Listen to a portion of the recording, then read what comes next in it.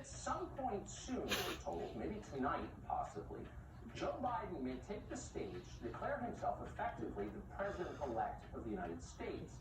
That is a highly aggressive and very unusual move. Keep in mind there is vote counting still underway in a number of states. But then the Biden campaign's behavior in the last 48 hours, like so much we've seen recently, raises profound questions about our electoral system and whether it's really what we've assumed it was. We'll address all of that in a moment. But the first question tonight is far more basic than that. Who exactly is Joe Biden, this man who claims to be our president? We probably ought to find out. Put that on the to-do list. The truth is, as of tonight, we don't really know. We have no clue what Joe Biden actually thinks, or even if he's capable of thinking. He hasn't told us. No one's made him tell us. For a full year now. That's by design. In fact, it's becoming clear there is no Joe Biden. The man you may remember from the 1980s is gone. He no longer exists. What remains is a projection of sorts, a hologram designed to mimic the behavior of a non-threatening political candidate. Relax, Joe Biden's here. He smiles a lot. Everything's fine. That's the message from the vapor candidate. Don't think too much. So who's running the projector here? Well, the first thing you should know is the people behind Joe Biden aren't liberals, though we've often called them that incorrectly on this show. A liberal believes in the right of all Americans to speak freely, to make a living, to worship their God, to defend their own family, and to do all of that regardless of what political party they belong to, or what race they happen to be born into, or how far from Midtown Manhattan they currently live. A liberal believes in universal principles fairly applied. And the funny thing is, all of that describes most of the 70 million people who just voted for Donald Trump this week. Most of them don't want to hurt or control anyone. They have no interest in silencing the opposition on Facebook or anywhere else. They just want to live their lives in the country they were born in. And it doesn't seem like a lot to ask. So by any traditional definition, they are liberal that way, though our language has become so politicized and so distorted that you would never know it. What you do know for certain is that the people behind Joe Biden are not like that at all. They don't believe in dissent. You think one thing, I think another, that's okay. No, that's not them at all. They demand obedience.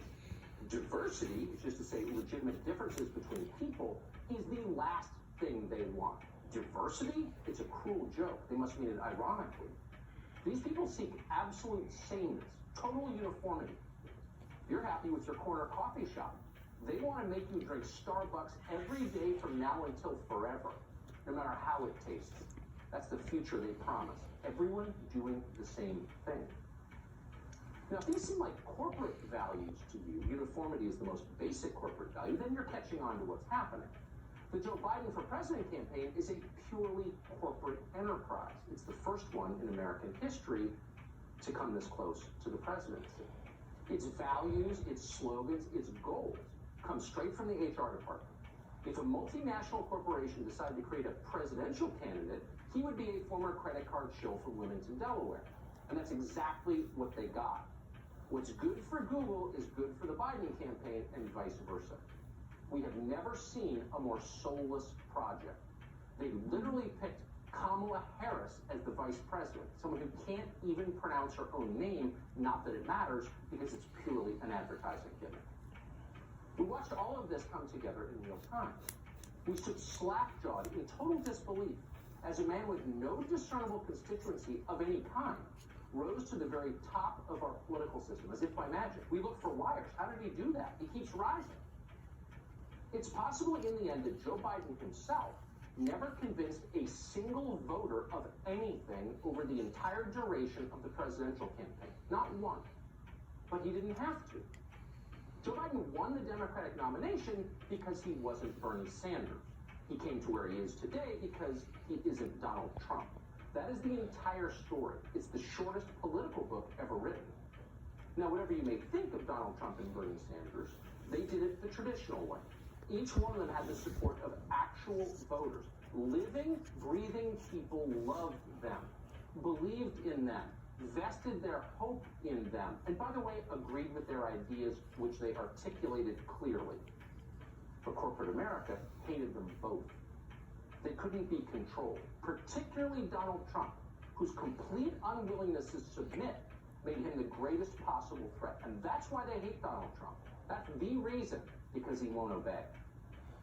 Tonight is possible that these forces may be winning. We can't say that now. Of course, we would never say that until it is absolutely certain. But it could happen. What then? Who will we say really won the election? Joseph R. Biden? Please. That's insulting. The tech companies will have won. The big banks will have won. The government of China, the media establishment, the permanent bureaucracy, the billionaire class. They will have won. And not in a way that democracy promises. With numbers alone, if a single person equaled a single vote, a coalition like that could never win anything. There aren't enough of them. But as a group, they have something that Donald Trump's voters sadly do not have, and that is power. They have lots of power, and they plan to wield that power whether you like it or not. It's all starting to look a lot like oligarchy at this point. The people who believe they should have been in charge all along now actually may be in charge. So what does that mean for the rest of us?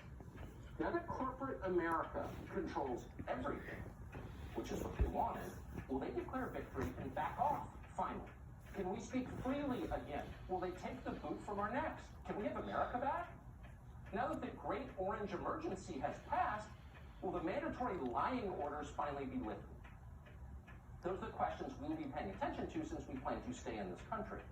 And one other thing, by the way, while we're at it, who's excited to greet our new corporate overlords? Who plans to collaborate, particularly who on the right side, the Republican side, the side that said it was defending youth?